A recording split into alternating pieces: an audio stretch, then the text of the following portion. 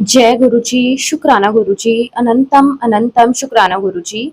संगत जी, आज का सत्संग हम सभी संगत के लिए बहुत खास सत्संग है, क्योंकि संगत जी आज हम जिनका सत्संग सुनने जा रहे हैं वो गुरु जी की बहुत ही प्यारी, ब्लेस्ड और पुरानी संगत का सत्संग है। संगत जी, आज का सत्संग सुनकर आपका नजरिया पूरी तरह से बदल जाएगा। संगत जी, बहुत ही प्यारा सत्संग है, सत्संग को पूरा जरूर सुने। आज हम संगत जी नारंग अंकल का सत्संग शेयर करेंगे। जय गुरु जी, शुक्राना गुरु जी, अनंतम अनंतम शुक्राना गुरु जी। जय गुरु जी। संगत जी, आज मैं आपके साथ जो सत्संग बांटने जा रहा हूँ वो सिर्फ और सिर्फ मेरे व्यक्तिगत अनुभव पर आधारित है। और संगत जी, इस अनुभव के बाद आप खुद फैसला करिएगा, जिस गुरु के दरबार में आप आते हैं वहां से आप क्या लेकर जाते हैं और क्या आपका आना सफल हुआ, क्या उस गुरु से जुड़कर हमें कोई फायदा हुआ या नहीं। क्योंकि सच कहूं तो बहुत लोग आते हैं और वैसे ही लौट जाते हैं जैसे आए थे। उन्हें बस लगता है ठीक है, एक शाम अच्छी बीत गई, सब संगत से मुलाकात हो गई, लेकिन कुछ लोग वहीं से पूरी जिंदगी बदलकर वापिस जाते हैं। और आज मैं आपको बताऊंगा कि मेरे साथ क्या हुआ। संगत जी, साल 2001 की बात है, आज से पूरे 25 साल पहले। उस समय मैं चंडीगढ़ में पोस्टेड था, गवर्नमेंट ऑफ इंडिया में अपनी ड्यूटी निभा रहा था। और वहीं मेरा एक सहकर्मी था, वह बहुत बड़ा गुरुजी का भक्त था। एक दिन उसने कहा कि गुरुजी कह रहे हैं कि नारंग अंकल को बुलाओ। और मैंने तुरंत जवाब दिया, देखो मैं किसी गुरु के पास नहीं जाता, मैं सिर्फ गुरु ग्रंथ साहिब जी के आगे माथा टेकता हूँ। मेरे लिए वही परम सत्य है। बाकी गुरुओं की इज्जत करता हूँ, लेकिन वहां जाकर माथा टेकना ये मेरी आदत नहीं है। संगत जी, ये मेरा दृढ़ निश्चय था, क्योंकि हमारे देश की धरती पहले ही गुरुओं से भरी पड़ी है। मैंने सोचा कि अगर हर एक के आगे झुकने लग जाऊंगा तो अपनी पहचान ही खो दूंगा। इसलिए पहली बार बुलाया गया, मैंने साफ इनकार कर दिया। दूसरी बार बुलावा आया, फिर भी नहीं गया। तीसरी बार बुलावा आया और मेरा उत्तर वही था कि नहीं, मुझे नहीं जाना। लेकिन संगत जी, जिंदगी के रास्ते कब और कहाँ मोड़ ले लें, ये हम सोच भी नहीं सकते। इसी बीच गुरुजी की माता जी का देहांत हो गया। अब मेरा वही मित्र मेरे पास आया और बोला, यार मैं गुरुजी को अफसोस प्रकट करने जा रहा हूँ, तू भी चल, चलकर परिवार से मिल लेते हैं। संगत जी, उस समय मेरे संस्कार मेरे सामने आ गए। मन ने कहा, देखो कोई 3 बार बुला चुका है और तुम एक बार भी नहीं गए। लेकिन अब जब उनके घर में माता जी का देहांत हो गया है तो इतना तो इंसानियत में बनता है कि जाकर अफसोस प्रकट करें। और सच बताऊं, मैं उसी इंसानियत, उसी संस्कार के कारण वहां गया। ना मैं गुरुजी को जानता था, ना उनके परिवार को, ना ही मुझे कोई आस्था थी। बस एक दुनियादारी, एक फर्ज निभाने का भाव था। तो संगत जी, मैं निकल पड़ा। दिन था 16 मई 2001। गुरुजी का गांव डुगरी मंदिर। मन में सोच रखा था कि आधे घंटे या ज्यादा से ज्यादा 1 घंटा रहूंगा, अफसोस प्रकट करूंगा, परिवार से मिलूंगा और वापिस आ जाऊंगा। लेकिन जब मैं वहां पहुंचा तो सुना गुरुजी घर पर नहीं है और मुझे वहां 4 घंटे रुकना पड़ा। अब सोचिए संगत जी, 4 घंटे किसी अनजान घर में, अनजाने लोगों के बीच, ये आसान नहीं होता। लेकिन शायद यही गुरुजी की मर्जी थी। वो 4 घंटे मुझे वहीं रुकवाना चाहते थे। शायद इसीलिए मैं, जो बिल्कुल श्रद्धा से नहीं आया था, थोड़ा बहुत उन्हें जान लूं, समझ लूं, फिर ही उनके दर्शन करूं। तो संगत जी, उन 4 घंटों में मैंने उनके परिवार के साथ समय बिताया। वहां बापूजी थे, गुरुजी के पिताजी, उनके भाई भाभी बहनें सब मौजूद थे। हम सब बैठे बातचीत कर रहे। अब सोचिए, चाय प्रसाद, लंगर प्रसाद कितनी बार खाया जा सकता है। बाकी समय मैंने प्रश्न पूछने में शुरू कर दिए। मैं पूछता गया, गुरुजी बचपन में कैसे थे, क्या वे शरारती थे, क्या वे पढ़ाई में ठीक थे, क्या स्कूल जाते थे या भाग जाते थे। और संगत जी, परिवार भी बड़े सहज भाव से सब कुछ बताता गया। यही वो 4 घंटे थे जिन्होंने मेरे मन में उत्सुकता जगाई। पहले मैं बस औपचारिकता निभा रहा था, लेकिन धीरे धीरे दिल में सवाल उठने लगे, आखिर ये इंसान कौन है। और सबसे अहम प्रश्न मैंने बापूजी से पूछा, आपको कब लगा कि आपके घर में कोई साधारण बच्चा नहीं बल्कि गुरु का जन्म हुआ है। संगत जी, बापूजी का उत्तर आज तक मेरे दिल में गूंजता है। उन्होंने कहा, बड़ा अच्छा सवाल किया, हमें भी बहुत देर से पता चला कि हमारे घर में गुरु जन्म हुआ है। उन्होंने आगे बताया कि छोटे होते समय बहुत सारी घटनाएं होती थी, ऐसी घटनाएं जिनसे लगता था कि इस बच्चे के पास कोई अनोखी शक्ति है। जैसे स्कूल में पढ़ते समय अचानक क्लास से गायब हो जाना।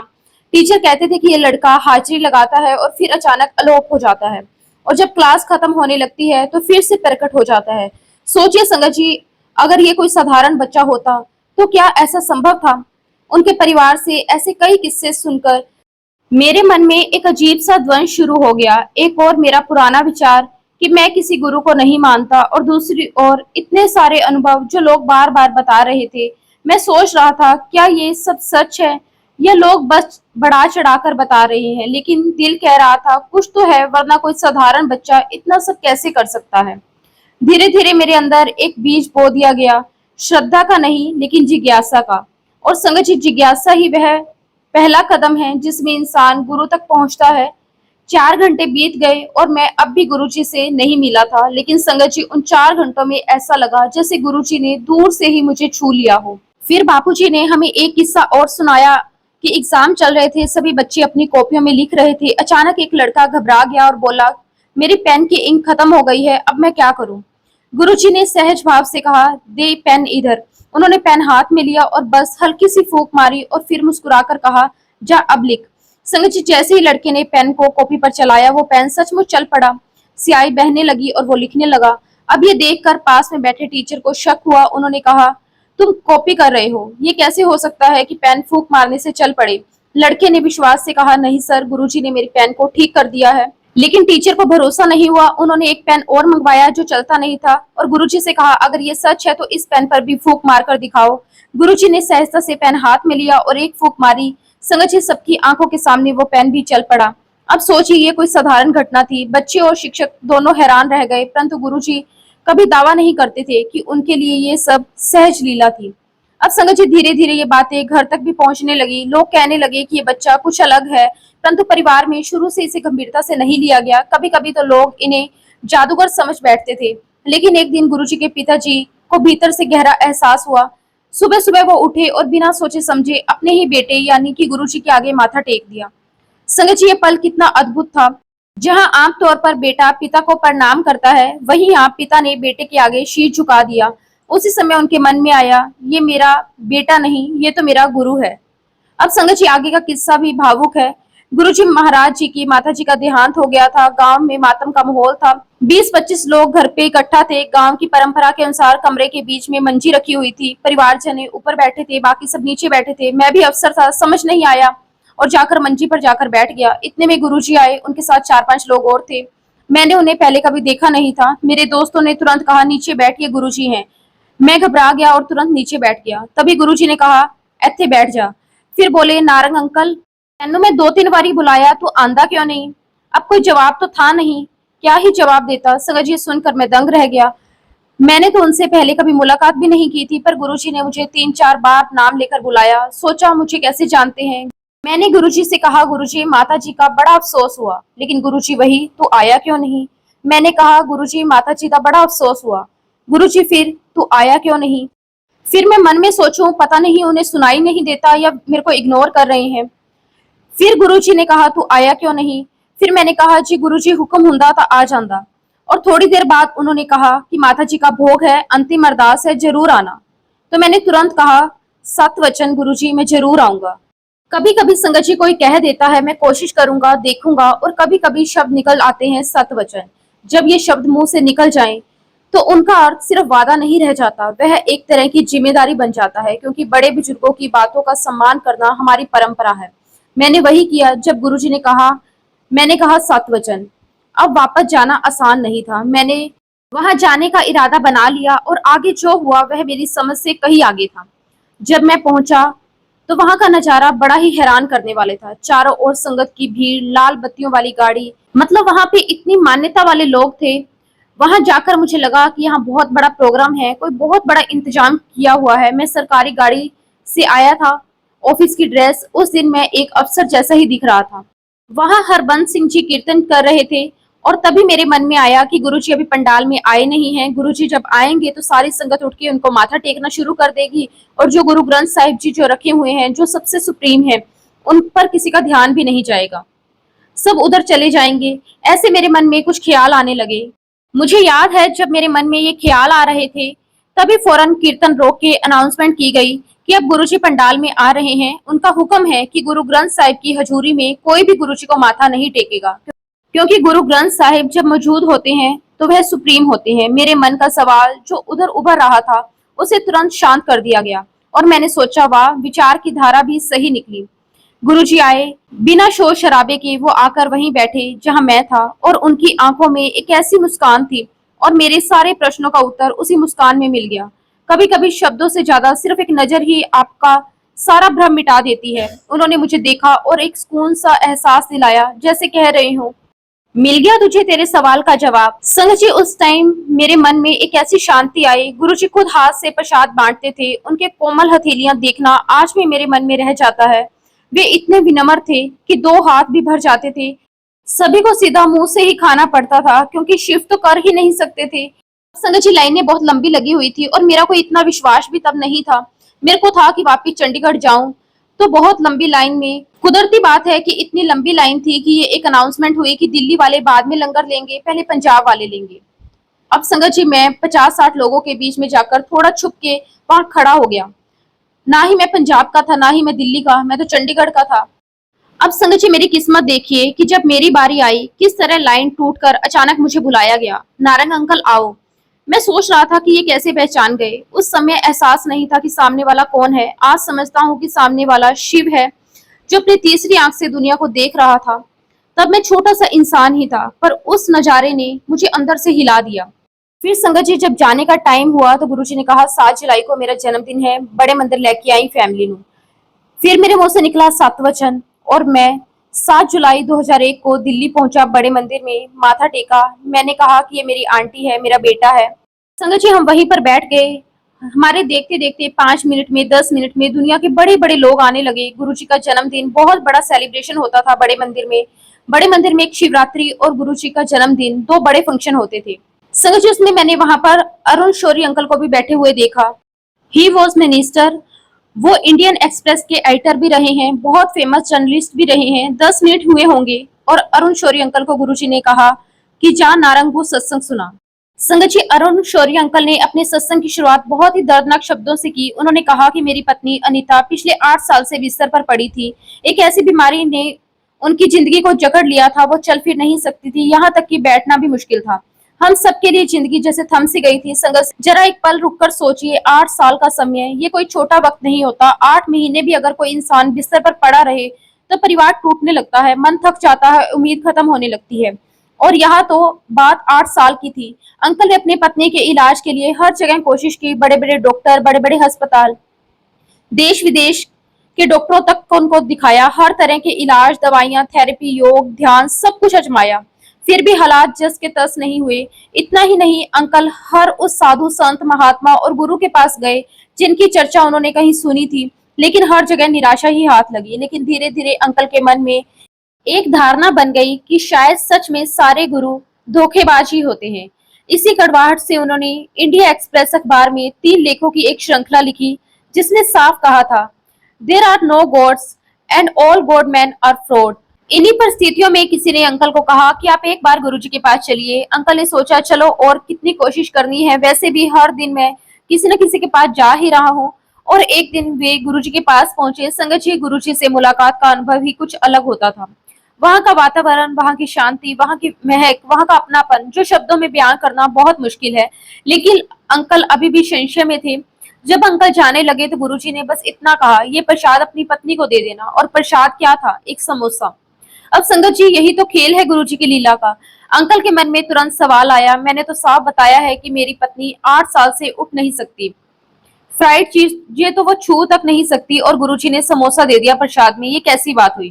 लेकिन संगत जी, गुरुजी जो करते हैं उसमें हमारी समझ से परे एक गहरा अर्थ छुपा होता है। अंकल प्रसाद लेकर घर पहुंचे। उन्होंने पत्नी अनीता जी से कहा, अनीता, आज मैं एक और गुरु के पास गया था। उन्होंने तुम्हारे लिए प्रसाद दिया है। मैं इसे तुम्हारी साइड टेबल पर रख रहा हूँ, अगर दिल करे तो खा लेना, नहीं तो सुबह मेड़ को दे देना। कहकर अंकल अपने कमरे में चले गए। अब देखिए गुरुजी की महिमा। रात के करीब 2:30 बजे अनीता जी को अचानक ख्याल आया, चलो ये प्रसाद खा लेती हूँ। उन्होंने समोसा उठा लिया और खा लिया। और फिर संगत जी, वही पल उनके जीवन का मोड़ बन गया। जैसे ही प्रसाद खाया, उन्हें अर्ज हुई वॉशरूम जाने की। बिना सोचे समझे वे उठी और बिस्तर से चलकर वॉशरूम तक पहुंच गई। ध्यान रहे संगत जी, ये वही अनीता जी थी जो पिछले 8 साल से बिस्तर पर पड़ी थी। सुबह रोज की तरह अंकल 6:30 बजे अपनी चाय लेकर पत्नी के कमरे में पहुंचे, लेकिन वहां का नजारा देखकर उनके पैरों तले जमीन खिसक गई। पत्नी बिस्तर पर नहीं थी। अंकल घबराए, नर्स को आवाज दी, अरे नीता कहाँ है? लेकिन नर्स भी वहां नहीं थी। फिर अचानक उनका ध्यान गया, साइड टेबल पर रखा हुआ प्रसाद भी गायब था। अभी वो सोच ही रहे थे कि तभी वॉशरूम से आवाज आई, अरुण चिल्लाओ मत, मैं वॉशरूम में हूँ। अंकल की सांसें थम गई। दरवाजा खुला और अनीता जी अपने पैरों पर खड़ी होकर बाहर आई। अंकल की आंखें भर आई। उन्होंने कहा, अनीता, ये कैसे हुआ? तुम तो 8 साल से नहीं उठ पाई थी। अनीता जी मुस्कुराकर बोली, मुझे भी समझ नहीं आया, रात को प्रसाद खाया और फिर जैसे सब भूल गई, बस उठी और चल दी। संगत जी, यही गुरुजी की शक्ति है। जहाँ इंसान, विज्ञान, दवा और इलाज सब हार जाते हैं, वहाँ गुरुजी की मर्जी से पल भर में सब कुछ बदल जाता है। उसके बाद संगत जी, अंकल जी ने कहा कि अगर ये बात कोई और संगत मुझे सुनाता तो शायद मैं विश्वास नहीं करता। मुझे लगता है कि गुरुजी के बनाए हुए स्पोर्ट पर्सन है, लेकिन जब मेरी अपनी आंखों के सामने ये हुआ तो मेरे पास कोई सवाल नहीं बचा। उन्होंने ये भी स्वीकार किया कि हाँ, मैंने आर्टिकल लिखा था कि गॉडमैन आर फ्रॉड्स, लेकिन वो मैंने यहाँ आने से पहले लिखा था, क्योंकि मैं सैकड़ों जगह गया और किसी ने मदद नहीं की। लेकिन जब गुरुजी के यहाँ आया तो समझ आया कि असली शक्ति यही है। गुरुजी ने खुद कहा था, कोई एडवर्टाइजमेंट नहीं, कोई पब्लिसिटी नहीं, और यही कारण है कि गुरुजी के चमत्कार किसी प्रचार से नहीं बल्कि अनुभव से फैलते हैं। उस दिन के बाद अरुण शौरी अंकल, उनकी पत्नी, उनका बेटा, तीनों का विश्वास गुरुजी पर अटल हो गया। गुरुजी ने ये चमत्कार केवल एक परिवार को खुश करने के लिए नहीं किया, बल्कि उन हजारों लाखों लोगों तक संदेश पहुंचाने के लिए किया है जो तर्क और लॉजिक पर भरोसा करते हैं। क्योंकि जब अरुण शौरी जैसा पढ़ा लिखा और संशय इंसान कहे, हाँ मैंने अपनी आंखों से गुरुजी का चमत्कार देखा है, तो पूरी दुनिया मानने पर मजबूर हो जाती है। संगत जी, उसके बाद जुलाई की ही बात है। उस समय मेरा बेटा अपनी +2 की पढ़ाई पूरी कर चुका था। जैसे आजकल हर बच्चा बड़े सपने देखता है, वैसे उसका भी एक सपना था कि वह इंग्लैंड जाकर आगे पढ़ाई करे। अब संगत जी, घर में एक ही बेटा था। माँ का दिल बिल्कुल नहीं करता था कि इकलौता बेटा है परदेश जाए। माँ का मन हमेशा यही कहता था, यही पढ़ ले, क्यों दूर जाएगा। लेकिन मेरा मन सोचता था कि बच्चे को मौका देना चाहिए, क्योंकि सच कहूं तो संगत जी, कभी कभी हमें लगता है कि बच्चे को ज्यादा पैम्पर कर देते हैं, जिससे वह दुनियादारी नहीं सीख पाता। विदेश जाने से उसे अपने पैरों पर खड़ा होना सीखेगा। अब ये कशमकश चल रही थी कि एक दिन हम गुरुजी के पास पहुंचे। मेरी बीवी यानी कि मेरी आंटी ने अचानक ही हिम्मत जुटाकर गुरुजी से पूछा कि गुरुजी, मुंडा बड़ा जिद कर रहा है इंग्लैंड जाने के लिए, भेज दिए। गुरुजी ने मुस्कुराकर कहा, बिल्कुल सहज भाव से कहा, हाँ भेज दे, कल्याण किता ओनू कहीं मैंने मिल के जाएगा। संगत जी, बस गुरुजी का ये शब्द सुनना था कि सारी टेंशन गायब। अब सोचो, अगर गुरुजी का आशीर्वाद मिल गया तो किस बात की चिंता। जिस दिन बेटे की फ्लाइट थी, शाम को हम पहले एम्पायर स्टेट गए, जिसे छोटा मंदिर कहते हैं। वहां पहुंचे, गुरुजी को बताया, गुरुजी आज रात को इसकी फ्लाइट है, लंदन जा रहा है। गुरुजी ने बड़े ही सरल स्वर में कहा, अच्छा बस आगे आओ, चाय प्रसाद पियो, लंगर प्रसाद खाओ। संगत जी, हमें लगा शायद बस यही आशीर्वाद है, यही विदाई है। लेकिन गुरुजी की लीला तो हमेशा गहरी होती है। गुरुजी ने कमरे में अंदर चले गए और फिर उन्होंने कहा, नारंग मुंडे नु अंदर भेज। संगत जी, जब बेटा अंदर गया तो गुरुजी ने अपने शरीर पर इस्तेमाल की हुई एक वस्तु उसे दी और बोले, बेटे ये अपने पास रखना, जब भी मेरे को याद करेगा मैं तेरे साथ हूँ। सोचिए संगत जी, एक बच्चा विदेश जा रहा है अकेला, बिल्कुल नए माहौल में, और गुरुजी ने उसे ऐसा साथ दिया जो हर वक्त उसकी रक्षा कर रहा था। संगत जी, जब हम एयरपोर्ट जा रहे थे तभी मेरी आंटी के मन में अचानक विचार आया। वो बोली, बेटे जब तुम हॉस्टल में जाओगे तो हर कमरे में एक कबर्ड होती है, उसमें तुम गुरु नानक देव जी की फोटो रखना और साथ ही गणेश जी की फोटो रखना। क्योंकि संगत जी, हम महाराष्ट्र में 20 साल रहे थे और गणपति बप्पा को बहुत मानते हैं। और फिर उन्होंने कहा कि साथ ही गुरु जी की दी हुई ये वस्तु भी रखना, ताकि जब भी तुम रोज सुबह माथा टेकोगे तो तीनों को टेकना, गुरु नानक देव जी को, गणेश जी को और गुरु जी को। संगत जी, माँ का मन होता ही ऐसा है, और मैं आज सोचता हूँ ये विचार भी खुद गुरु जी ने ही उनके मन में डाला होगा। संगत जी, अक्टूबर में सेशन शुरू हुआ। बेटा 2 महीने पढ़ाई करता रहा। दिसंबर में छुट्टियों पर वापस आया। उसे एक पुरानी प्रॉब्लम थी, अस्थमा की। ये उसकी माँ से ही उसे हुई थी, लेकिन हमने इलाज करवा के उसे भेजा था। जनवरी में वह वापस लंदन पहुंचा। सर्दी बहुत ज्यादा थी, -20 डिग्री, और एक दिन अचानक उसे अस्थमा का बहुत ही भयंकर अटैक आया। उसने अनहेलर लिया, दवाई ली, लेकिन कोई असर नहीं हुआ। 35 से 40 मिनट बीत गए, फिर भी सांस नहीं आ रही थी। संगत जी, उस हालत को सोचिए जब इंसान को सांस ना आए, हर पल एक एक जन्म जितना भारी लगने लगता है। उसी घड़ी से अचानक गुरुजी के शब्द याद आए, जब भी मेरे को याद करेगा मैं तेरे साथ हूँ। बस उसी क्षण उसने कबर्ड खोला, गुरुजी की दी हुई वो वस्तु निकाली और उसे अपनी छाती पर रख लिया और फिर बोला, मेरा गुरु जानता है, मेरा गुरु मेरे साथ है। संगत जी, आप यकीन मानिए 2 मिनट के अंदर उसे नॉर्मल सांस आने लगी। वो चमत्कार, वो कृपा शब्दों से परे है। संगत जी, आज 25 साल हो गए हैं उस दिन के बाद से उसे अस्थमा की कोई शिकायत नहीं हुई। जब बेटे ने हमें ये किस्सा बताया तो हमारी आंखों से आंसू आ गए। सोचिए, विदेश में बैठे बच्चे पर इतनी बड़ी कृपा हो जाए और वो बिल्कुल सुरक्षित हो जाए तो माँ बाप का दिल कैसे भर आता है। उस पल हमारा विश्वास और गहरा हो गया। हम समझ गए कि गुरुजी हर जगह है, हर वक्त है। लेकिन संगत जी, गुरु जी की महिमा यहीं तक सीमित नहीं है। लगभग 2 महीने के बाद की बात है। मेरे बेटे की छुट्टियां लगी थी और वह लंदन में मेरी बहन यानी कि अपनी बुआ के घर आया हुआ था। एक दिन की घटना है, वह ब्रैंडकोर्स इलाके में सड़क पार कर रहा था। अब संगत जी, जैसा कि आप जानते हैं, इंग्लैंड की सड़कें बड़ी व्यस्त होती हैं और वहां का ट्रैफिक रूल्स थोड़े अलग होते हैं। बच्चे ने सोचा कि यह सड़क वन वे है और आराम से पार कर लेगा, लेकिन हकीकत ये थी कि सड़क वन वे नहीं थी। जब वह सड़क के बीच तक पहुंचा, तभी अचानक सामने से एक कार बहुत तेज रफ्तार से आ गई। संगत जी, कार की स्पीड लगभग 80 से भी ऊपर थी और उस स्पीड पर अगर गाड़ी किसको टक्कर मार दे तो इंसान का बच पाना लगभग नामुमकिन होता है। जैसे ही गाड़ी पास आई, मेरा बेटा घबरा गया। उसे लगा अब तो बचना मुश्किल है। उसी पल उसने अपनी आंखें बंद की और दिल से पुकारा, गुरुजी मैनू बचाओ, गुरुजी मैनू बचाओ। संगत जी, जैसे ही उसने आंखें बंद की, उसी पल एक चमत्कार हुआ। मेरे बेटे ने साफ महसूस किया कि खुद गुरुजी उसके सामने प्रकट हुए। उन्होंने उसका हाथ थामा और उसे सड़क के उस पार सुरक्षित पहुंचा दिया। गाड़ी तो आई, शोर भी हुआ, लोग भी इकट्ठे हो गए, पुलिस भी आ गई, एम्बुलेंस भी आ गई। लेकिन आश्चर्य की बात यह थी कि मेरे बेटे को ना तो कोई गंभीर चोट आई, ना कोई खून निकला और ना ही कोई हड्डी टूटी। संगत जी, यहाँ तक कि उसके शरीर पर एक खरोच तक नहीं आई। अब सोचिए संगत जी, 80 से ऊपर स्पीड में रफ्तार पर गाड़ी चल रही हो और एक लड़का जो सड़क के बीचों बीच खड़ा है, अगर उसमें भगवान का हाथ ना हो, गुरु जी की कृपा ना हो, तो इंसान का बचना असंभव है। जब मेरी बहन और उनकी फैमिली वहां पहुंची, पुलिस ने भी कहा ये तो मिरेकल है। ऐसे केस में कभी ऐसा नहीं होता इंसान बिना चोट के बच जाए। संगत जी, रात को जब बेटे ने मुझे फोन किया, तब उसके शब्द आज भी मेरे कानों में गूंजते हैं। उसने कहा, पापा आज मेरे साथ बहुत बड़ा मिरेकल हो गया। आज मैंने अपनी आंखों से गुरुजी को देखा।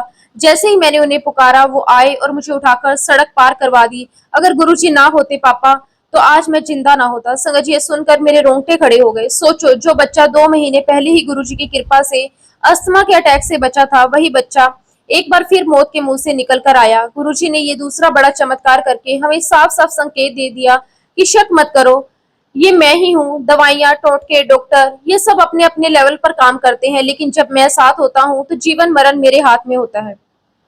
गुरुजी ने हम सबको ये एहसास दिलाया कि ये सब कोइंसिडेंस नहीं है, यह सब गुरुजी की कृपा है। फिर जब बेटा छुट्टियों में इंडिया वापस आया, तो सबसे पहले वह सीधा दिल्ली गया और गुरुजी को माथा टेकने पहुंचा।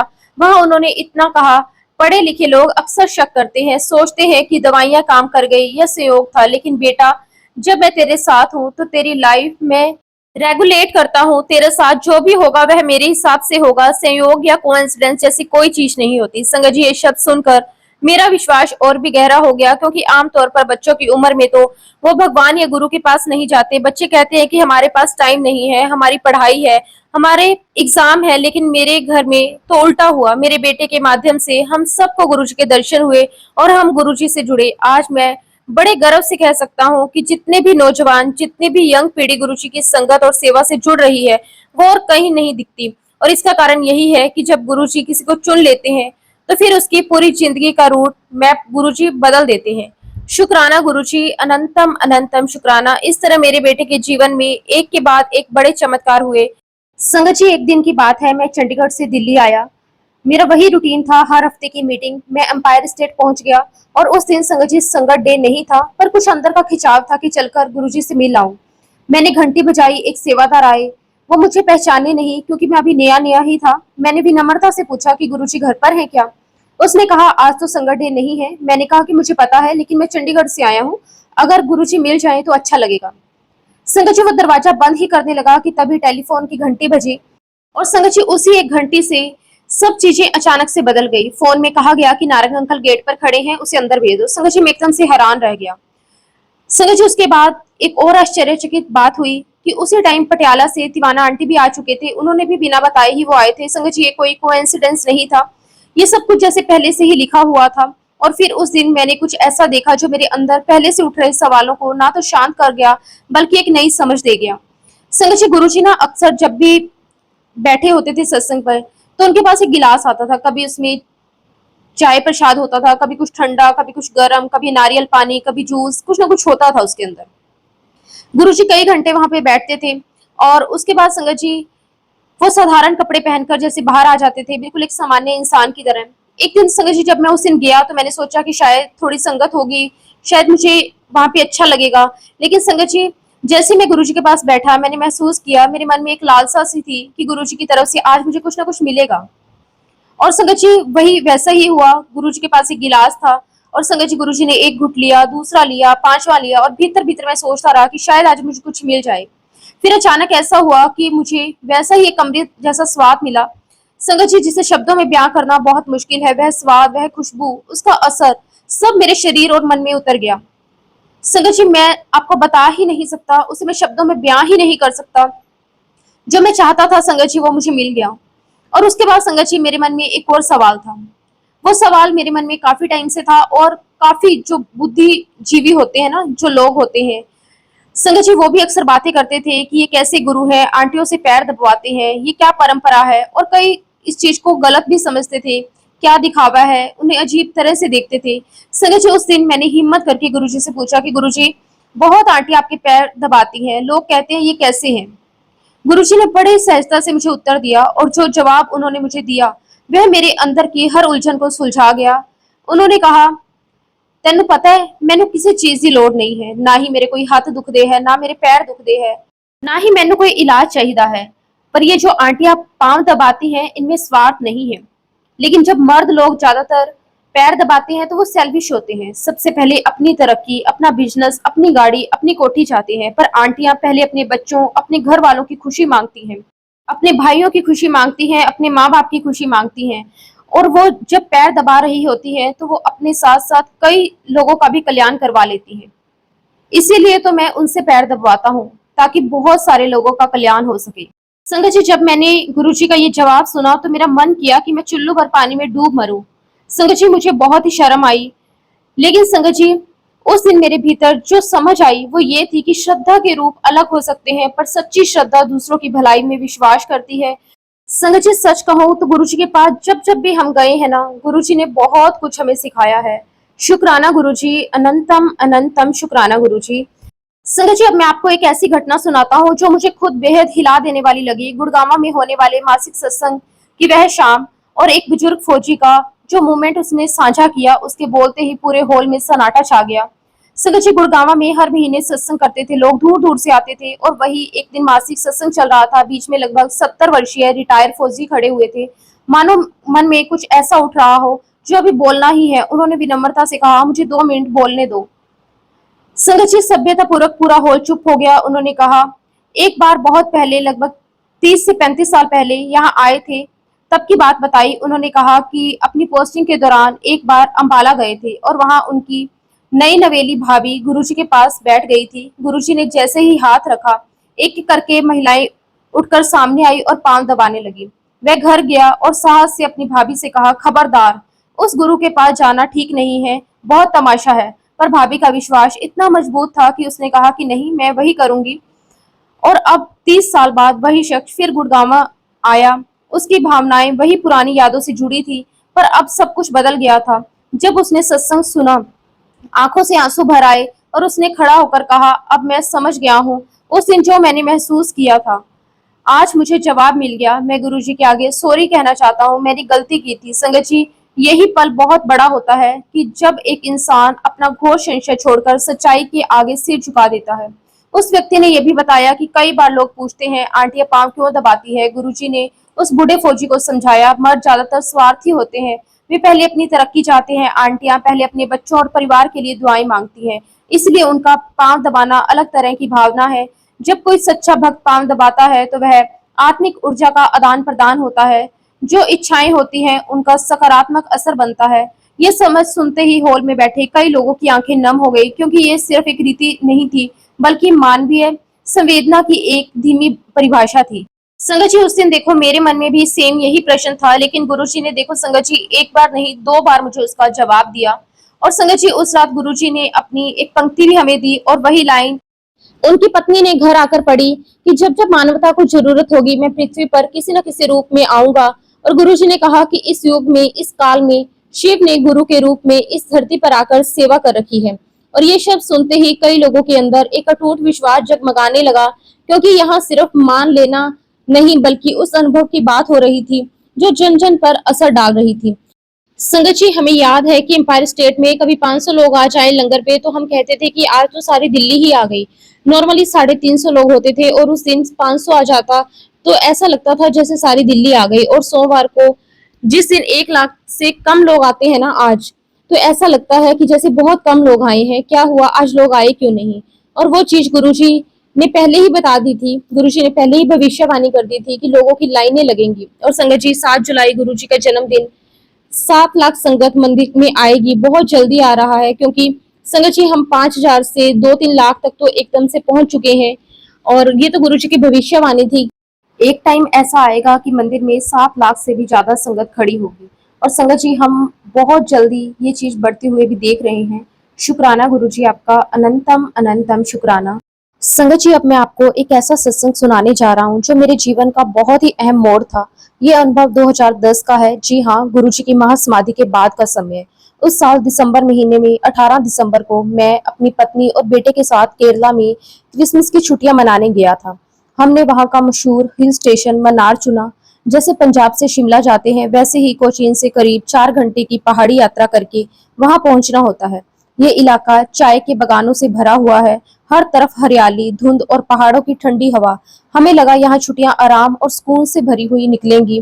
लेकिन संगत जी, किसे पता था कि यात्रा मेरी जिंदगी का सबसे बड़ा मिरेकल मोमेंट साबित होगी। जैसे ही हम वहां पहुंचे, मुझे अचानक तेज सीने में दर्द महसूस हुआ। दर्द इतना बढ़ गया कि मैं घबरा गया। मेरी वाइफ ने तुरंत वहां के लोगों से पूछा कि यहाँ कोई डॉक्टर है। उन्होंने बताया कि ऊपर पहाड़ी में कोई डॉक्टर नहीं है। नीचे बेस पर एक छोटा सा टाटा टी स्टेट का नर्सिंग होम है, वहां डॉक्टर मिलता है। लेकिन उस समय ना तो नेटवर्क काम कर रहा था, ना कोई गाड़ी आसानी से उपलब्ध थी। लोग कहने लगे कि अगर डॉक्टर है भी तो उसे आने में घंटा 1.5 घंटा लग जाएगा। संगत जी, सोचिए, उस पल की घबराहट, जब इंसान को लगता है कि शायद दिल का दौरा पड़ रहा है, तो स्वाभाविक है कि दिमाग बिल्कुल खाली हो जाता है। पर जो भी गुरु का सच्चा भक्त होता है, वो ऐसे समय में सबसे पहले गुरु जी का सिमरन शुरू करता है। मैंने भी, मेरी वाइफ ने भी और मेरे बेटे ने भी तुरंत जय गुरु जी का जाप शुरू कर दिया। और संगत जी, आप मानोगे नहीं, सिर्फ 2 या 3 मिनट के अंदर ही वो डॉक्टर जिसे हम ढूंढ रहे थे अचानक हमारे सामने आकर खड़ा हो गया। उसके साथ एक नर्स भी थी।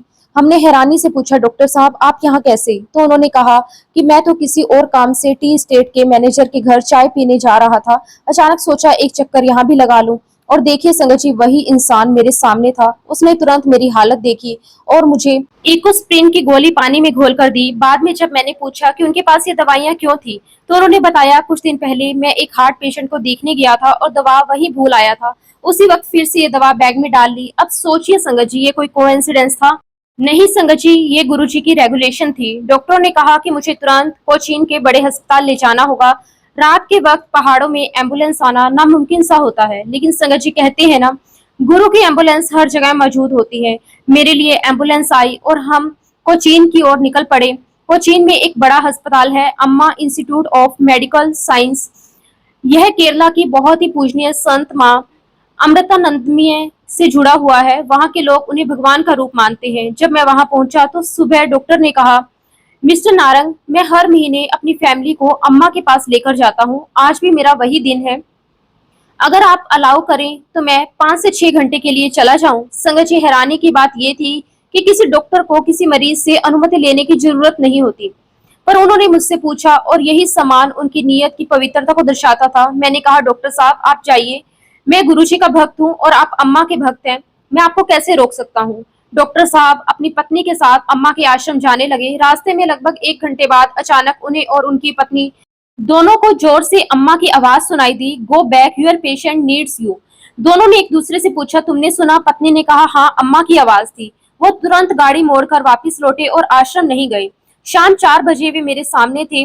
डॉक्टरों ने आते ही मेरी एंजियोग्राफी करवाई। उन्होंने कहा या तो स्टंट लगेगा या फिर बाईपास होगी। मेरी पत्नी और बेटा बाहर थे और अलग अलग डॉक्टरों से फोन पर राय ले रहे थे। पर संगत जी, अंदर कैथ लैब में जब मैं अकेला लेटा हुआ था, उसी समय एक बहुत ऊंची आवाज आई, स्टंट पवाते करेया। ये आवाज गुरुजी की थी और उस पल मुझे ये पूरा यकीन हो गया कि निर्णय हो चुका है। मैंने बाहर मैसेज दिया कि स्टंट लगवाना है, अब पूछने की जरूरत नहीं है। स्टंट डलवाने के बाद नियम था कि झुकना नहीं है, इसलिए बड़े मंदिर में माथा टेकना संभव नहीं था।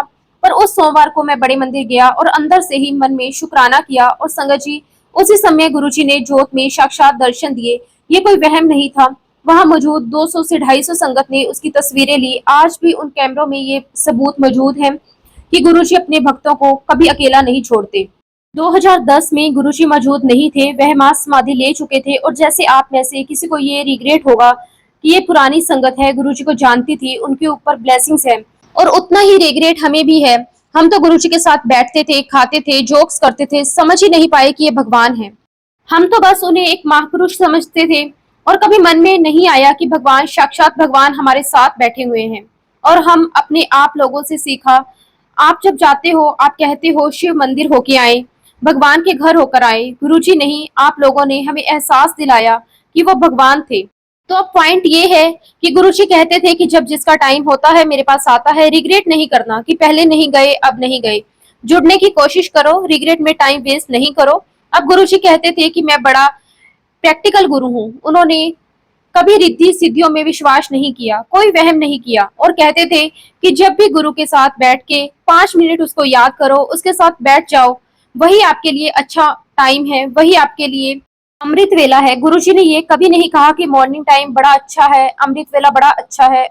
एक बार किसी आंटी को किसी संगत ने कहा कि आंटी अमृत वेला बैठा करो। उन्होंने किसी से जाकर पूछा, वो बेचारी बाहर से आई हुई थी ऑस्ट्रेलिया से, उन्हें नहीं पता था कि अमृत वेला कितने बजे होता है। उन्होंने कभी किसी से पूछा, कोई बोले 4 बजे होता है, कोई बोले 5 बजे होता है, किसी ने कहा 3 बजे, किसी ने कहा 2 बजे। वो बहुत कंफ्यूज हो गई।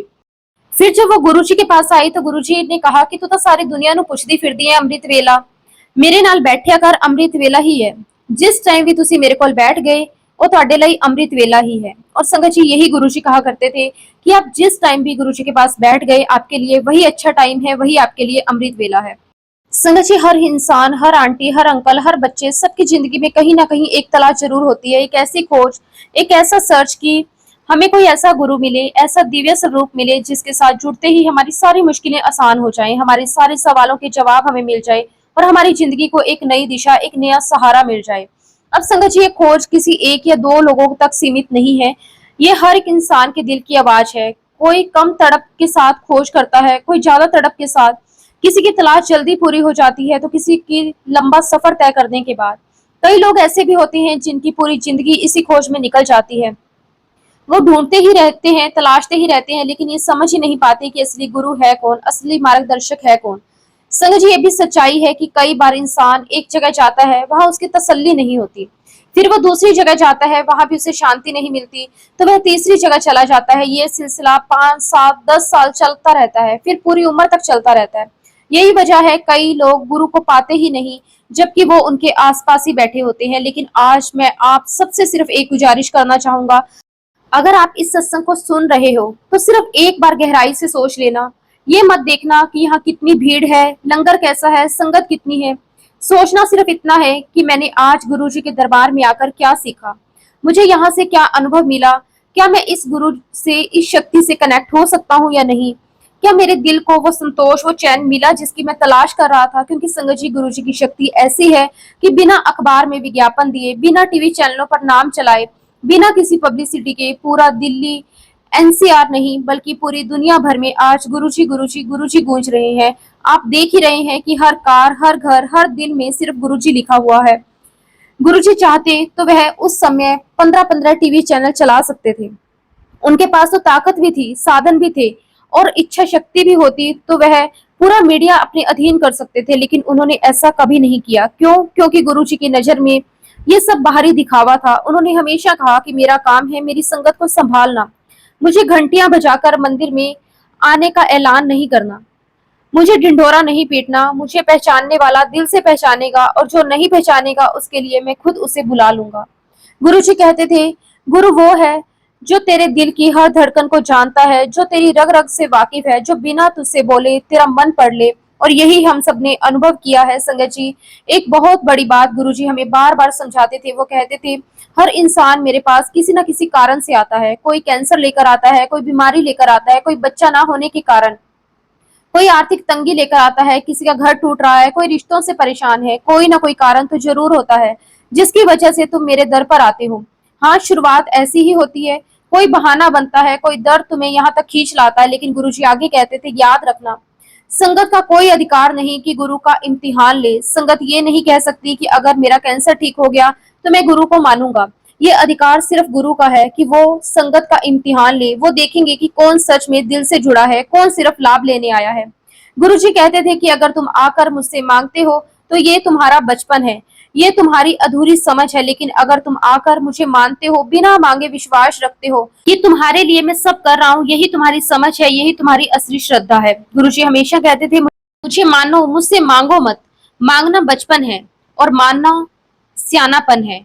मांगना इनमेच्योरिटी है, मानना मेच्योरिटी है। और जब तुम मानोगे तब तुम्हें अपने आप सब कुछ मिलेगा, उससे भी ज्यादा जितना तुम मांग सकते हो। संगत जी यही शक्ति है जो हर पल हमारे मन की हर अनकही बात भी सुन लेती है। हमारे दिल में जो बात भी होती है, चाहे हम बोले ना बोले, वो गुरु जी तक सीधी पहुंच जाती है। इसलिए संगत जी, इस सत्संग के बाद आप एक बार जरूर सोचना कि मैं यहाँ क्यों आया था। क्या मैं गुरु जी से सिर्फ मांगने आया था या मानने आया था?